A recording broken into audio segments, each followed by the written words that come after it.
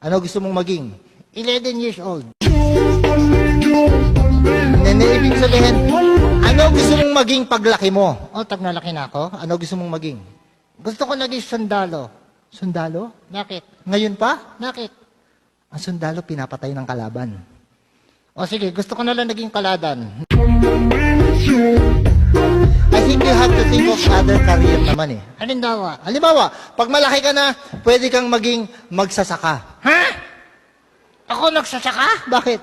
Ayoko maging nagsasaka. Ayoko. Huwag mong gaganyanin na magsasaka ha. Bakit? Importante sa buhay natin na magsasaka. Bakit to? Alam mo ba yung kinakain mong kanin? Mhm. Galing sa pawis nila yon. Yak.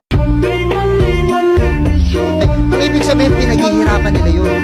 Talaga? Ay, naku, Noy, ha? Alam mo, sinama kita rito dahil wala ng pasok, Aha.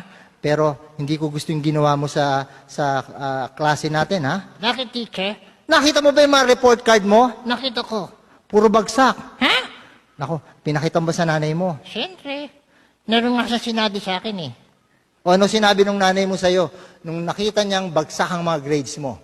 Sasabihin ko, Sabihin mo sa amin. pati bad words.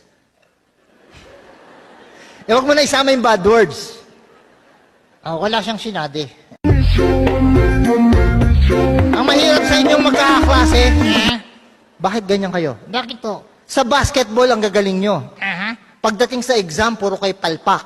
Teacher, common sense lang eh. Anong common sense? Sa basketball, okay ang teamwork. Sa test, hindi.